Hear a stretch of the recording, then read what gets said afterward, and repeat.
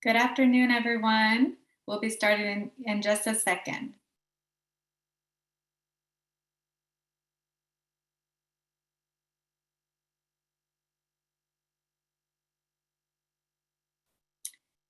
So good afternoon, everyone, and thank you for joining us today for Supporting Multilingual Learners Oral Language Development.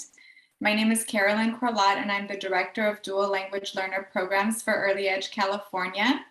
I'm joined here by our partners at the Sobrato Early Academic Language. And as many of you know, April is National Bilingual and Multilingual Learner Advocacy Month, so we're very excited to be able to provide you with many tools and resources for developing children's oral language as part of the Multilingual Learning Toolkit.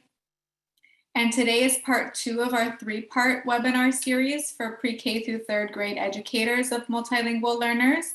And this will be an interactive webinar with prompts for you to share your responses in the chat. And please also add your questions to the Q&A box, and our presenters will answer them either throughout or at the end of the session.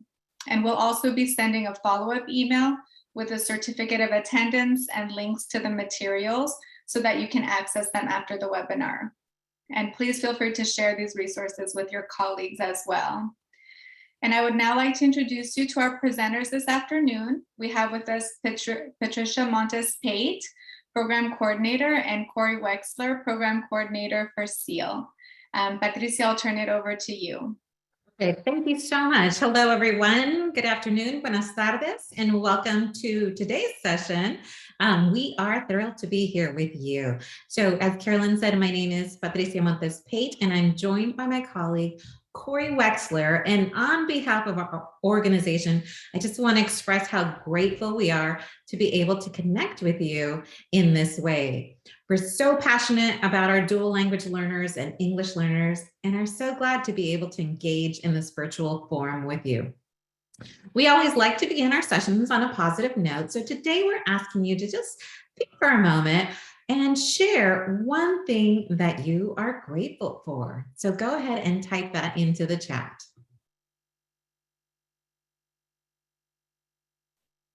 Ah, the rain. I know, it's so beautiful.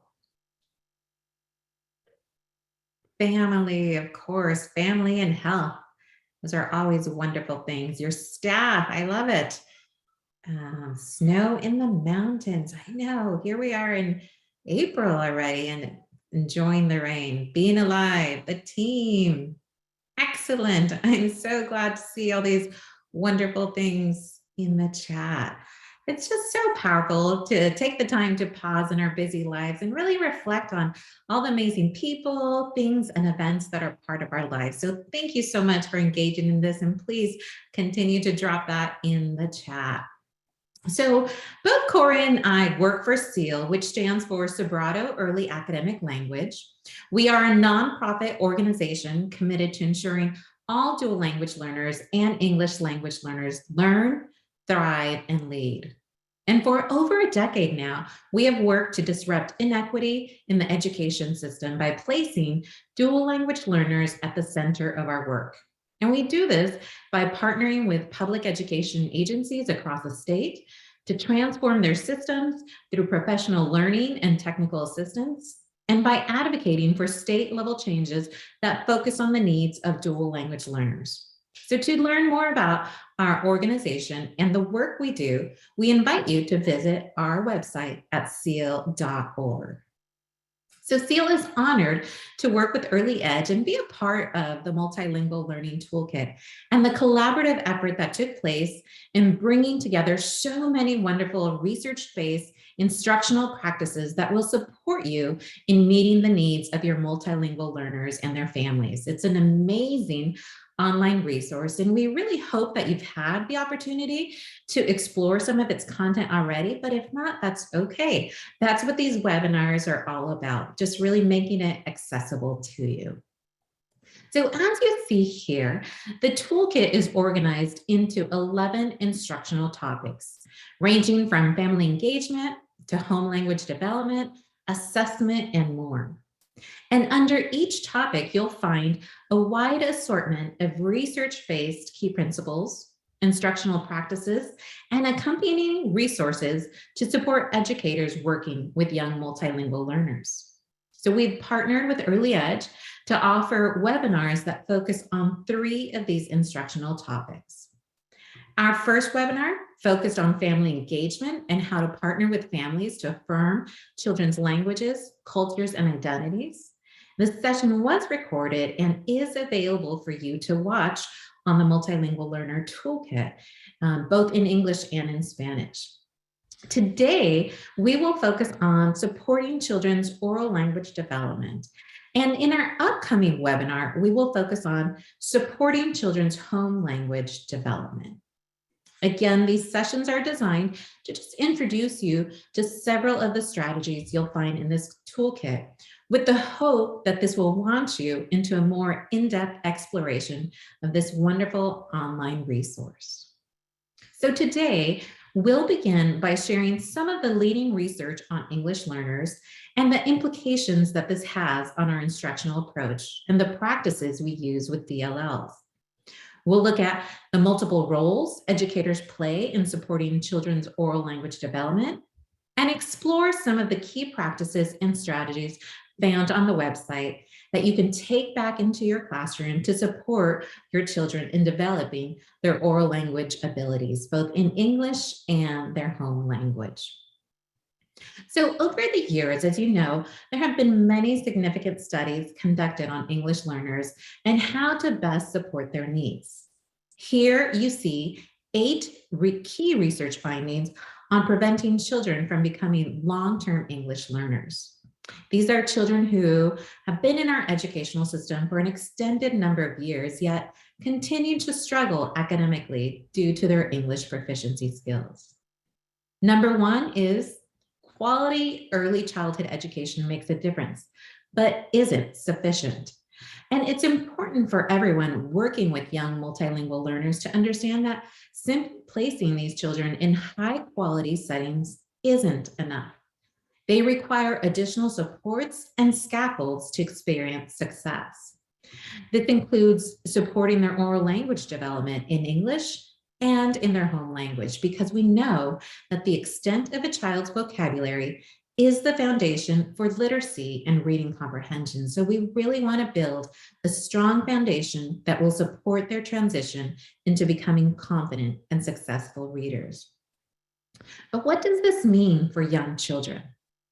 All of the leading early learning publications that serve as guidance for instructional practice state that children should use increasingly sophisticated language to communicate and engage in focused conversations that involve multiple exchanges. So it's about supporting our multilingual learners to develop complex, precise language they can easily use to communicate and express their thoughts and ideas both in social and academic spaces. And we know that children learn language by hearing it used in their surroundings. However, it's not enough for us to just model or expose children to the language. We also need to create opportunities and provide supports for children to talk and actively participate using this language in English and in their home language. So these 2 pieces really go hand in hand. And to support you in understanding more what developing complex oral language looks like in an early learning setting, we recommend watching the sealed video on complex oral language, which is one of the resources you'll find in the Multilingual Learning Toolkit under the Oral Language Development Topics, Strategy 4A. For now, we are going to share a short video clip from a sealed preschool classroom. And as you watch this video, notice how children are using the language and how the teacher supports their language development. And as you make these observations, we encourage you to go ahead and type them in the chat box. Ok, ya sabemos las características de la mariquita y las características de la abeja. Excelente. Ahora vamos a pensar un poquito, a ver, ¿en qué son diferentes la mariquita y la abeja? Piensen, ¿en qué es diferente? A ver, se van a voltear y van a hablar con su amigo.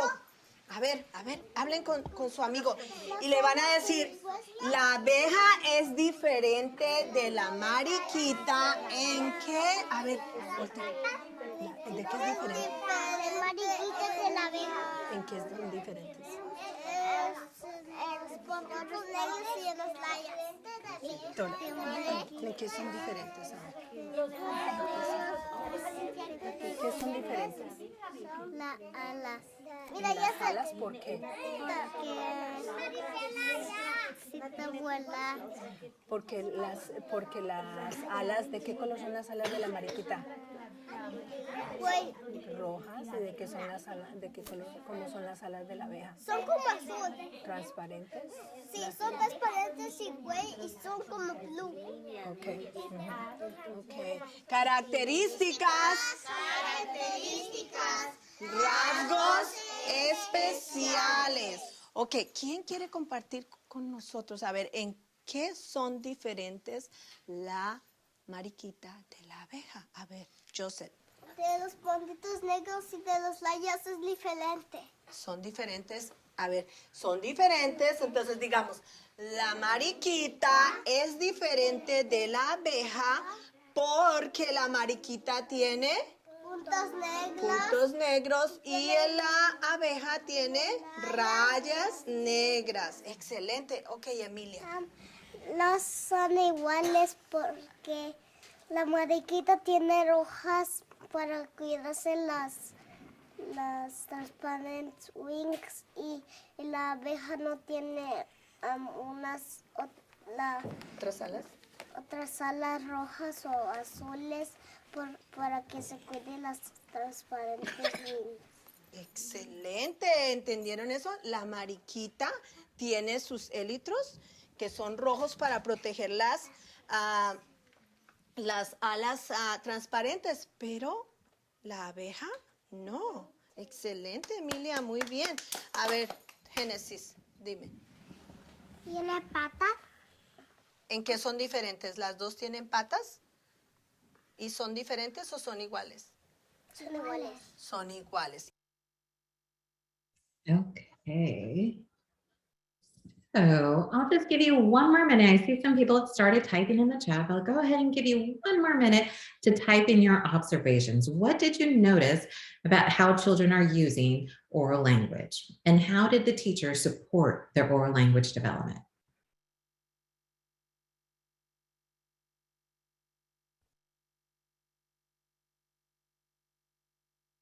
So I see Mercedes typed, they provided sentence stems. The teacher provided sentence stems for the students to be able to respond, that just talking to a friend, putting on your thinking caps, and of course the instruction being delivered in children's home languages. Lots of wonderful examples here. Visual cues. The listening for the home language, again, to support children. The sentence streams, excellent. Peer conversations. Thank you so much for jotting those ideas. So part of this work also involves recognizing the critical role that you play as the adult in the classroom in supporting children's oral language development. So again, I'm going to ask you to just think about, what are those roles? How do you support children's oral language development? What are some of the ways in which you support them, or the roles you take on in the classroom? So for example, one of the roles you take on with young children is that of a vocabulary teacher, right? You're exposing them to new and exciting words and then providing some type of support for them to understand what those words mean. But what other roles do you play? Take a moment to think about that and write it in the chat.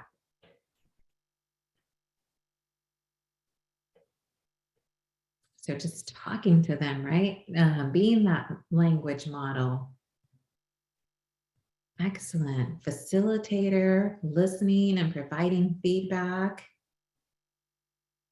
Developing vocabulary and supporting children to be able to talk to one another, to engage in discussion with their peers, asking open-ended questions, lots of practice, and on and on and on. Oh, excellent. So many wonderful comments being made.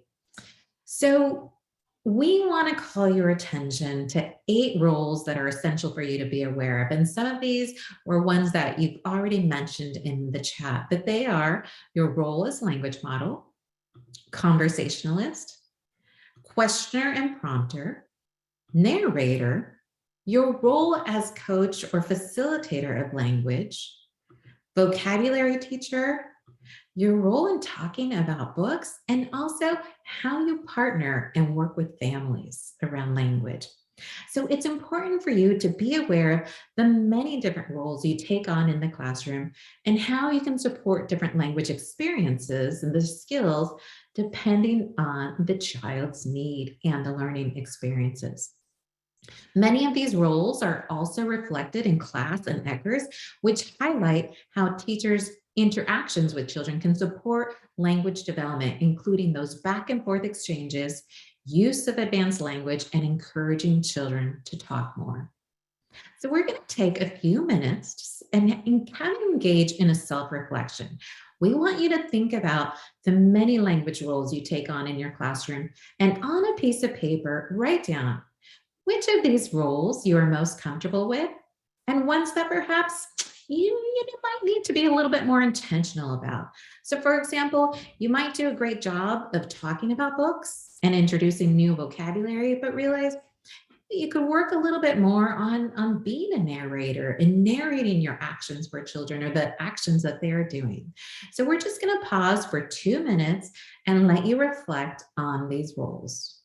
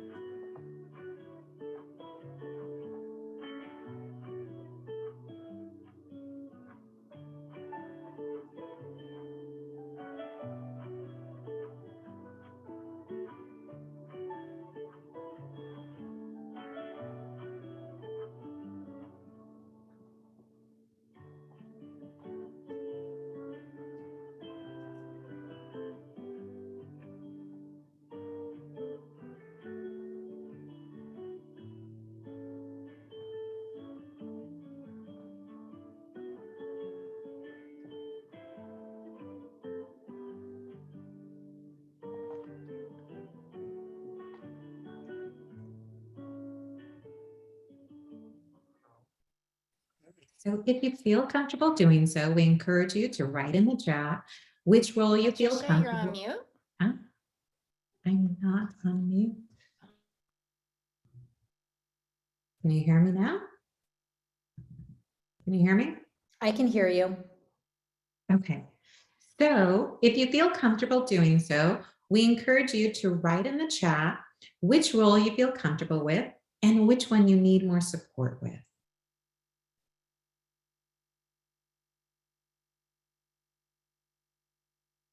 So the exercise was really meant to increase your awareness about your roles around oral language development and the intentionality with which you engage with your children.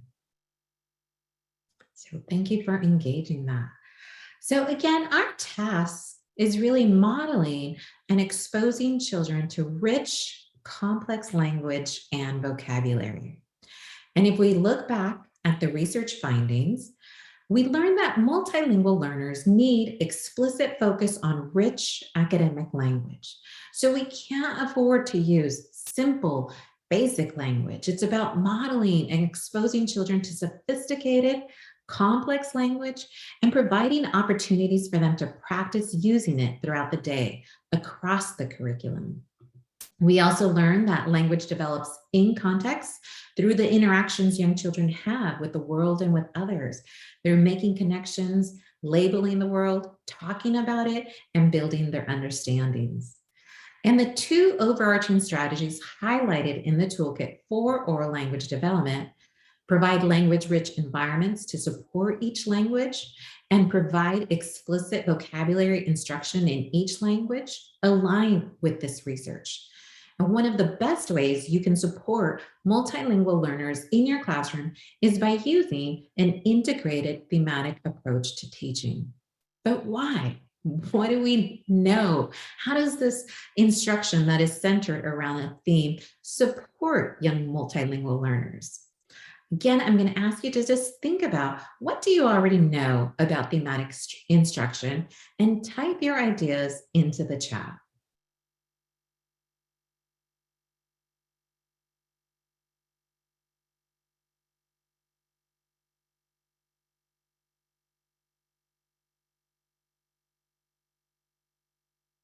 How does instruction that is centered around the theme support multilingual learners?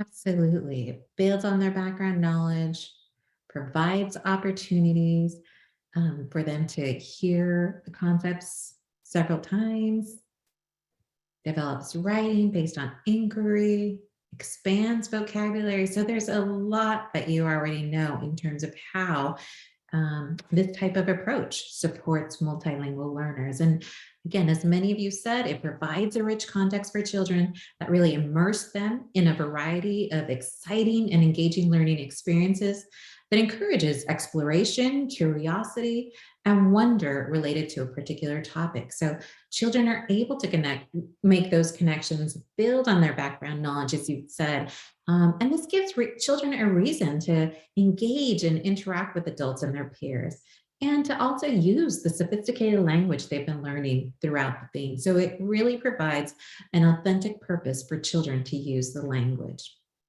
In the Multilingual Learning Toolkit, under the Oral Language Development Topic Strategy 4E, you will find 2 videos that showcase what an integrated thematic unit looks like in a preschool classroom and in a 3rd grade classroom. Again, we highly recommend that you look at these resources and get a sense of what the classroom environment also looks like. But today, we're going to focus on 5 simple but important steps you can take to intentionally plan thematic instruction that supports the language needs of multilingual learners. So the first step is determine a theme. Number 2 is identify key concepts and skills you want to teach by looking at your learning foundations or content standards. Number 3 is to build your own background knowledge around the theme.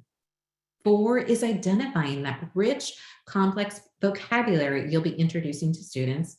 And 5 is planning those learning experiences that will provide opportunities for you to expose and model the language for children and provide authentic opportunities for them to practice using the language.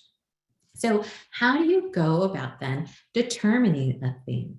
Well, it needs to be interesting to the young children and to yourselves, right? Your passion and excitement are contagious and help bring the topic to life. It also needs to lend itself to experiential learning and hands-on opportunities and allow for cross-curricular connections to be made. You also want a theme that draws families in meaningful ways. And other key elements to consider are, is the information valuable for children to know? How will they apply this knowledge in later years? Is there substance to the theme? Does it have depth? We know that multilingual learners need additional time to explore, hear, and make meaning of the new content and language to make it their own. So a typical unit should last a minimum of at least 4 weeks.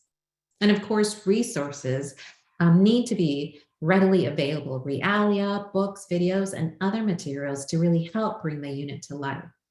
So these 8 criteria are what guide our initial design process. And for the purpose of our session today, we are going to use the insects as our theme, as it meets this criteria, right? Children and teachers are typically excited about insects.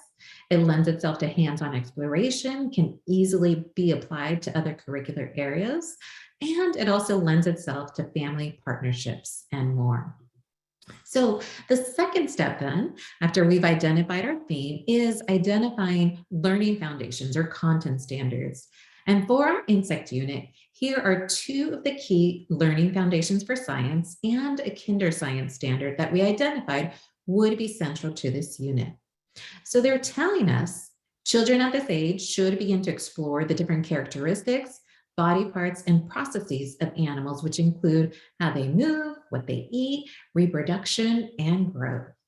And to be able to understand patterns of what animals need to survive. So these are the concepts and skills we want to focus on throughout this unit. Then you want to spend time building your own background knowledge on the theme. This may include reading your teacher's curriculum book, finding resources and videos online, or reading several children's books to both deepen your knowledge about the theme and identify key academic terms and phrases children will need to know to be able to participate and engage in discussions about insects. And for those of you working in dual language programs, you need to do this work in English and in the target language of your program, whether that be Spanish, Mandarin, Korean, or another language. It's important that you become familiar with the academic terms that are specific to that language. So the 4th step then is intentionally identifying the language children will need to use when they talk about the content. So it's that specific language that's related to the content, but it's also the language children need to express themselves while interacting with one another and engaging in the learning activities and classroom discussions. So again, what does this look like for young children? I want you to think for a minute. What type of language would you want children using when they talk about insects? And go ahead and type specific words or phrases children will need in the chat box, please.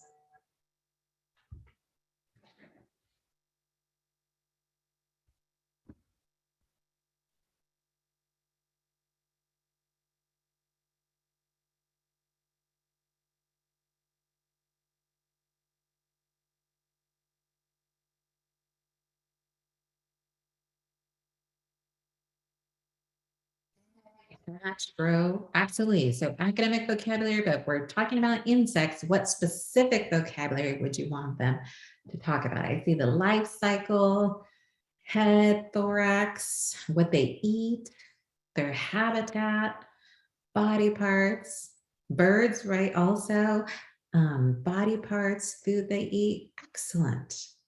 The colors also, predators and preys. Okay, thank you so much for sharing. So an obvious start are, of course, the specific names of the insects. And many of you shared examples of words children would need to describe them. So what they look like, their size, color, body parts, texture, words like red, small, spots, and wings. These are the specific characteristics of the insects. Some of you also talked about what insects do, right? So they buzz, fly, and sting, and those are the action words. And for this unit, we also want children to be able to talk about where insects live, so their habitats and environment, which includes phrases like in the garden, near the water, on the plants. However, we don't want to stop there, right? We want to expose children to rich, complex language that's related to the content, like thorax, transform, hover, and more, so that children really begin to understand that the world can be named in very specific and precise ways. And this is the type of language, if we think about it, that children are going to find in science and history books as they enter kindergarten and beyond. And to organize the key information and language about specific insects you'll be exploring together, you may decide to create a table like this one, making sure that those key concepts found in the learning foundations and content standards, the characteristics, actions, habitat, and life cycles are covered. So once you know the concepts you're going to teach and have generated a list of language that's related to the content, now you need to think about, okay, well, what language will children need to interact and participate in learning experiences and discussions? So they might say, the ladybug is small, or the insect has wings, or the busy honeybee can fly and collect pollen. So it's modeling and teaching those sentence frames and specific words like is, has, and can that they'll need to be able to describe the insects. And once children have that descriptive language for each insect, you can model and provide them with sentence frames and words like both, while, and unlike, so they begin to compare and contrast the insects and talk about what's similar and different about them. So they might say the honeybee and the ladybug both have a head, abdomen, and thorax. Or a ladybug has spots while a honeybee has stripes. Or unlike the ladybug, unlike the honeybee, the ladybug has red wings with black spots. So again, it's that taking that language of description and moving it into this new language function of compare and contrast. And we want to reinforce the idea that for all classroom settings, children need to expose to this type of language, the language related to content and the language to interact and participate in both English and their home language. And even though you may be working in a classroom setting where your instruction is done primarily in English, it's important that you affirm and support children's home language development by connecting with your language experts. And this is a strategy we introduced during our first webinar, Partnering with Families to Affirm Children's Languages, Cultures, and Identities. If you weren't able to attend that session, we invite you to watch the recording that's available on the Toolkit website by clicking the menu option and going to the News and Insights section, and there you'll find the recording. And you can also access the strategy overview on the Multilingual Learners Toolkit under Family Engagement. But it's as simple as identifying keywords and phrases for the unit and then working together with families and bilingual staff to translate these words into languages represented in your classroom, then introducing them to the class and learning them together. But it's not enough, again, to just model the language for the children. We need to make the content and language visible, tangible, and comprehensible for them through hands-on experiences, visuals, and realia, using gestures whenever possible, repeating concepts and words over and over again throughout the unit, and using intentional labeling as appropriate for young students. And we also need to design learning experiences that provide multiple opportunities for them to interact with one another and actually use the language in English and the target language. So the research is clear. Multilingual learners require specially designed instruction in order to comprehend and participate. So the fifth step in intentionally planning a thematic unit is planning instructional strategies and practices that provide children access to the content and language and give them opportunities to use it. So today we'll be sharing 3 strategies that accomplish this work: observation pictures, the draw, tell, and label, and content-based chants and songs. So I'm going to pass it over to my colleague, Cory, who's going to share these with you. Thanks, Patricia. Hi, everyone. So wonderful to be with you. I'm loving the active chat. And I imagine your brains might be exploding at this point. And I'm really excited that I get to bring to you now the really fun strategies that bring everything alive, everything that Patricia has just been talking about. So how do we bring this alive in the classroom within the framing of a thematic unit? So Our first strategy is observation pictures. And you can find the strategy overview write-up for observation pictures under the oral language development topic, again, in our wonderful toolkit. So observation pictures are a collection of beautiful, intriguing pictures related to the unit that capture everyone's attention, spark interest and curiosity, and are carefully selected to ensure they support key concepts and vocabulary. In the beginning, you start by simply sharing the images with the children and giving them time to enjoy looking at them and really letting that attend to building momentum and excitement around the unit. And then you focus on a particular image that the children are interested in and begin by asking a few open-ended questions. What do you see? What do you think this is? What do you wonder? What should we find out about? And children's responses provide you with insight both into their background knowledge, what they already know about this insect, as well as the language that they already have. And finally, you learn a lot about their interests, which you can then incorporate into the unit as you see fit. As the unit of study progresses, children will be adding to their knowledge from multiple sources and learning experiences, right? Including read alouds, perhaps videos or field trips to a garden, and other instructional strategies. And so as children become more familiar with the concepts and vocabulary, you can revisit these pictures to deepen their understanding and also to provide opportunities for children to use the language that they're acquiring. So you could use similar open-ended questions to prompt this use. What do you see? What can you tell me about this picture? Or you can start to provide a more specific prompt, such as, tell me about the characteristics of the ladybug you see in this image. And as language facilitator, you're there to support children with the language as needed. So if a child responds, I see a bug with red wings, you could probe further and say, yes, we learned about the insect. What is it called? And the child would have an opportunity to respond, ladybug, right? So you're really providing those probes and drawing out what new knowledge and language they have. So let's use those words, you might continue with the child, to describe what you see. I see a ladybug with red elytra. Let's say it together. I see a ladybug with red elytra. So again, all of that language coaching.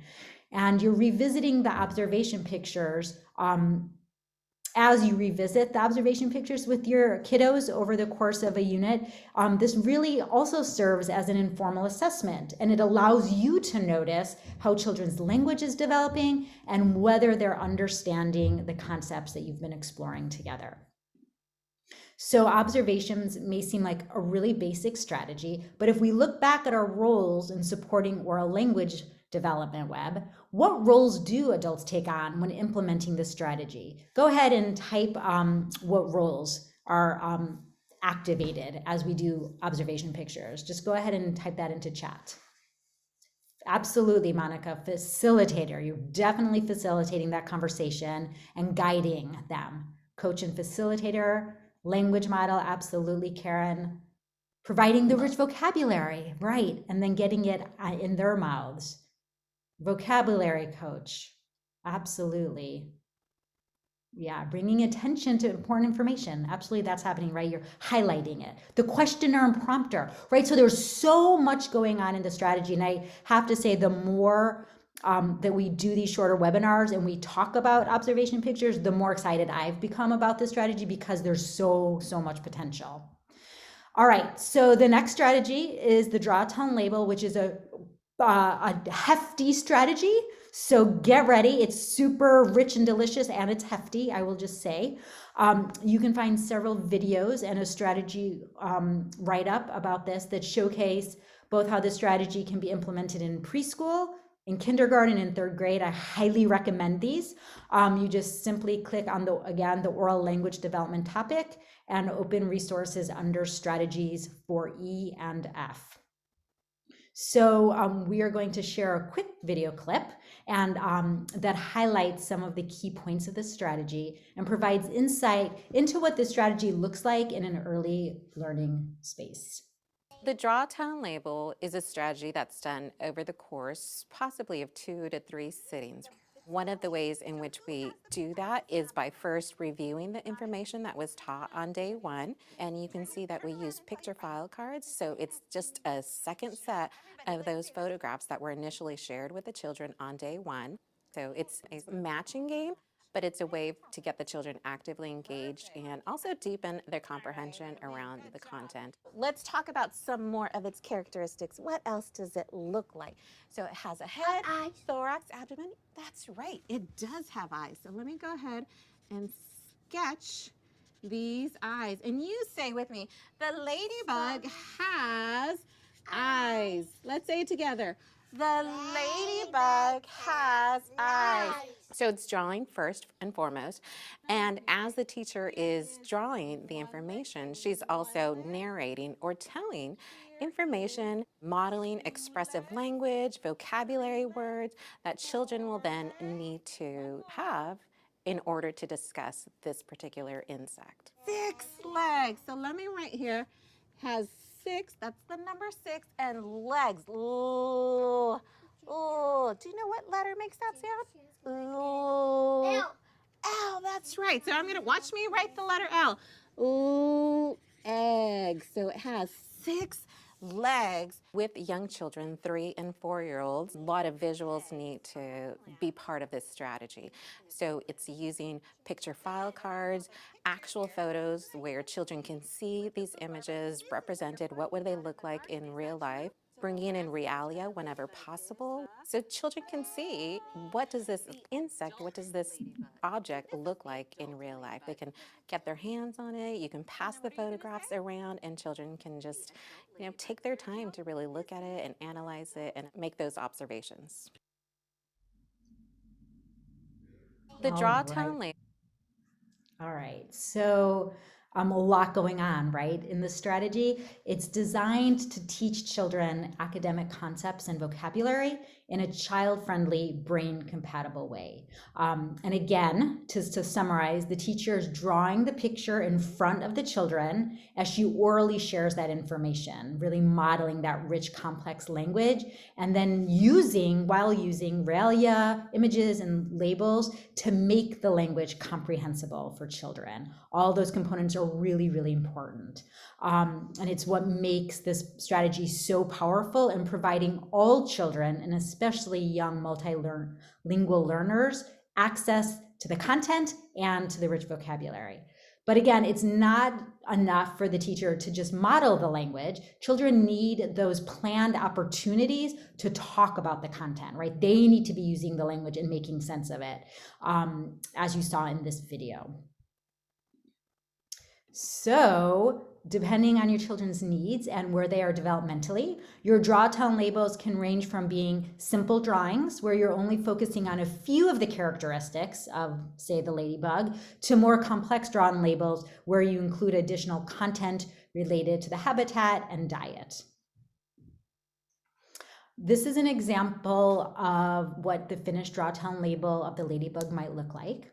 And you can see it has those overarching concepts and vocabulary that we identified earlier on as part of our insects unit, right? So the characteristics, the habitat, the diet. Again, these are coming from the foundations.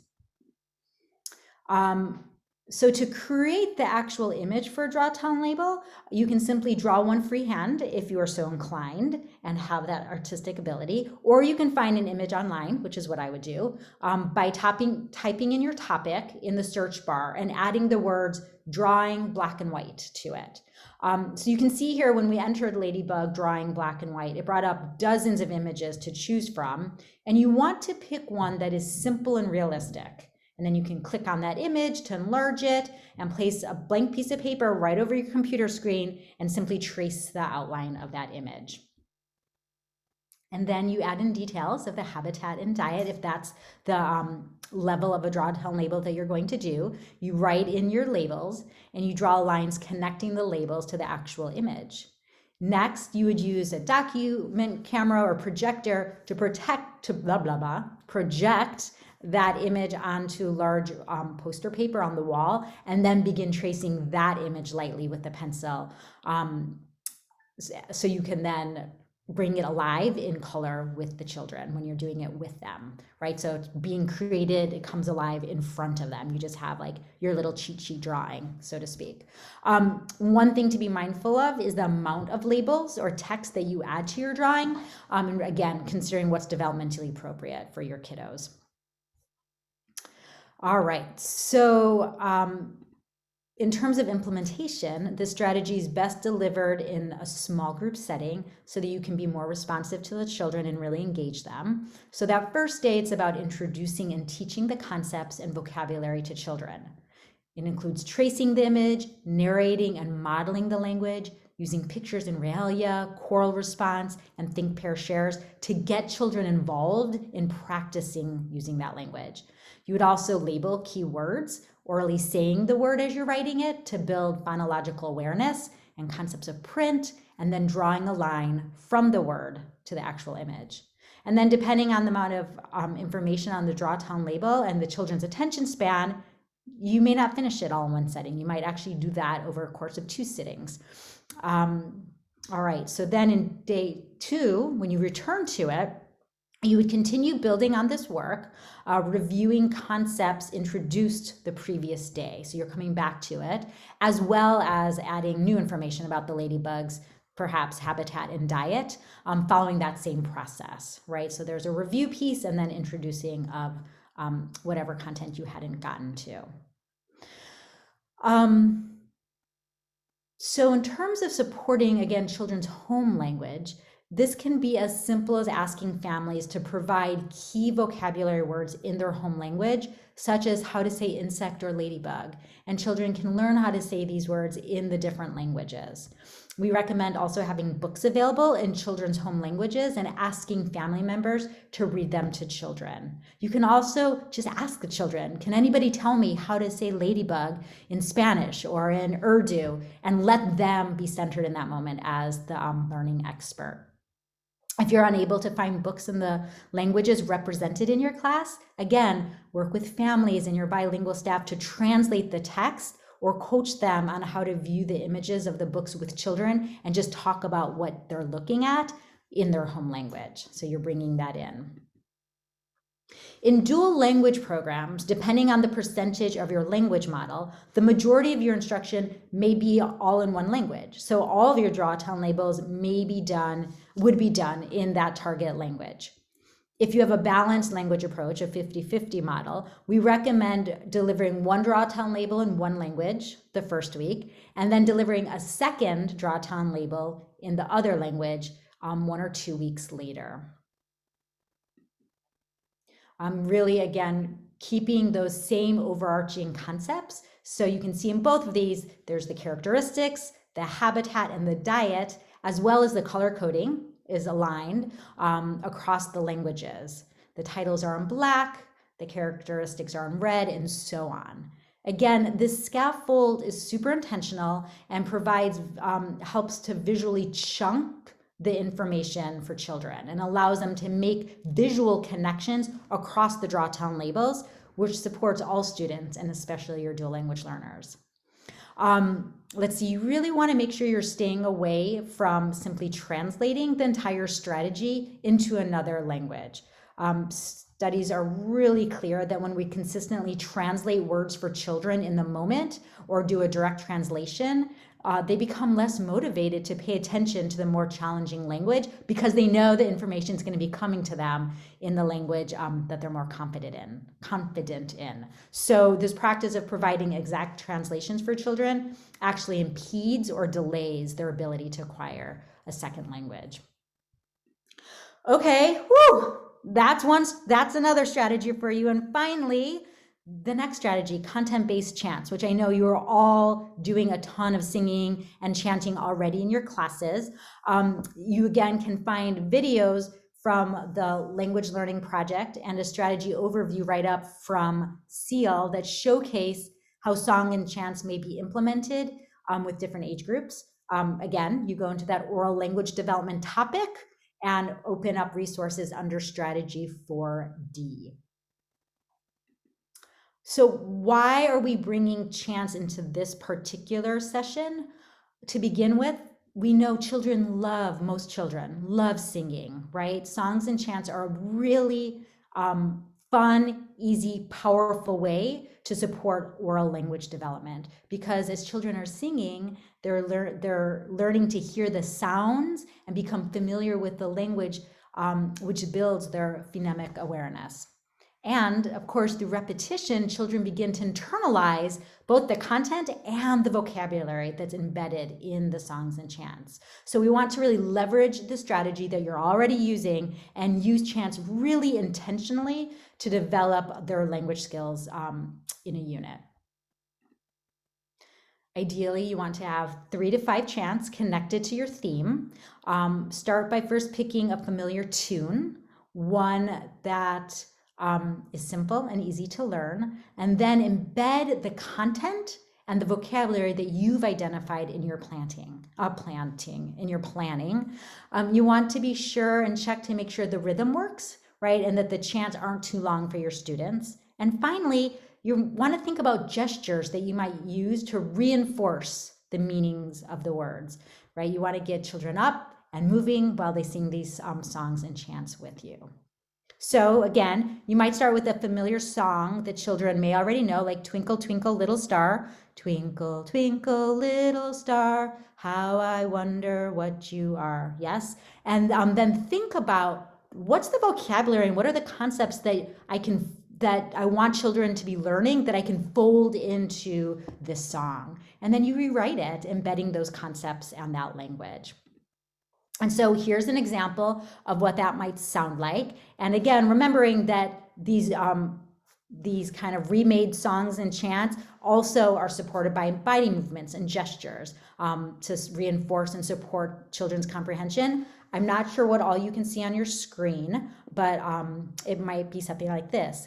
Ladybugs and butterflies, buzzing bees up in the sky, teeny tiny little ants crawling up and down the plants.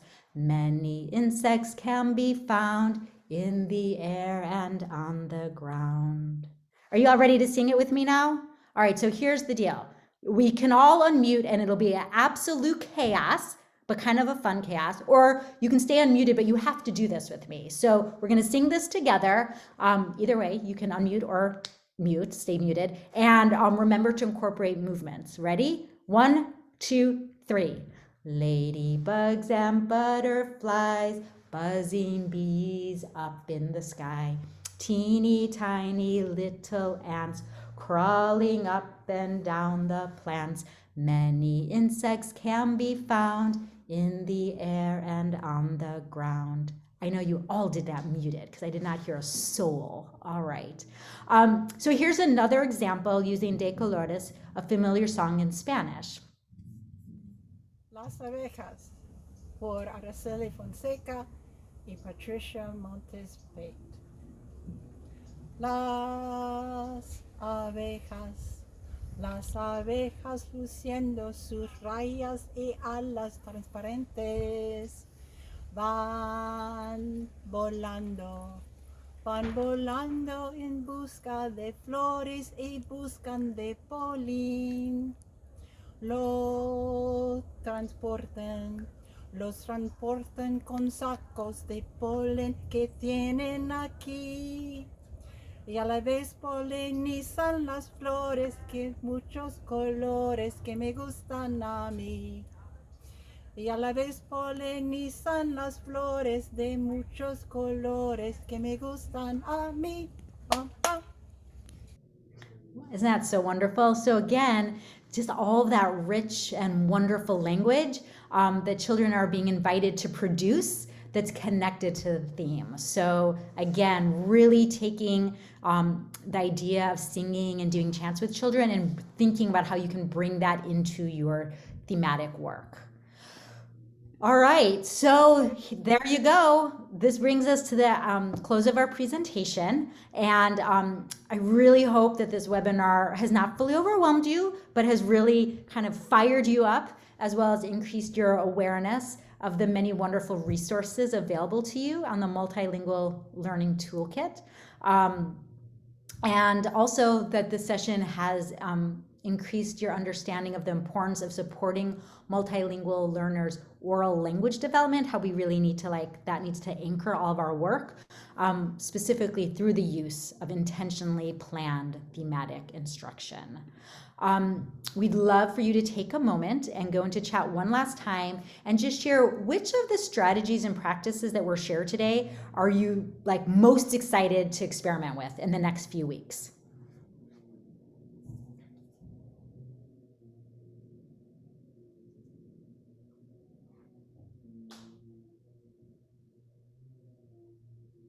Bringing in the observation pictures. The Drawtown label, yes, take on that Drawtown label. Lots of people are excited to really think about the songs and the chants. The visuals and what we're providing as the visual guides, great. Those scaffolds. Making, right, we really want to make that language visible and comprehensible. I'm so impressed with all of you who are ready to take on the Drawtown label. That's just super exciting. All right, so before you leave, we want to remind you of our upcoming third and final webinar on May 11th, which builds off of these first two sessions and also stands by itself. So if you have, come, we'd love to have you. The focus is on supporting children's oral language development, specifically in their home language, and how to do that through instruction, through your instruction, and also how you can create a welcoming learning environment that really supports and affirms bilingualism. We hope you can join us on May 12th. It was really a pleasure to be here with you all today. Thank you for taking time at the end of your long day to be here. And on behalf of Patricia and myself, we want to extend our gratitude to you for all of the incredible work that you're doing. And again, for choosing to be here with us. And we have 3 minutes. So if you have any questions, you are welcome to put those into chat. And otherwise, have a lovely, lovely evening. And hopefully we'll see you in a few weeks at the next session. Thanks, everyone.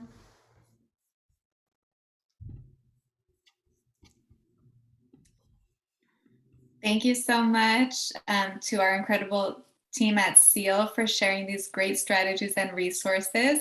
And thank you again to all of you who joined us. We really hope that you'll be able to start using these strategies and resources right away. And if you could please take a moment to complete our short evaluation survey, which we'll be sharing in the chat with you right now. And we also hope to see you at our third and final session. It's on May 12th on home language development. And then also stay tuned for the follow-up email that we'll be sending so that you can access the resources from the webinar and also your certificate of attendance. Thank you once again and have a great evening.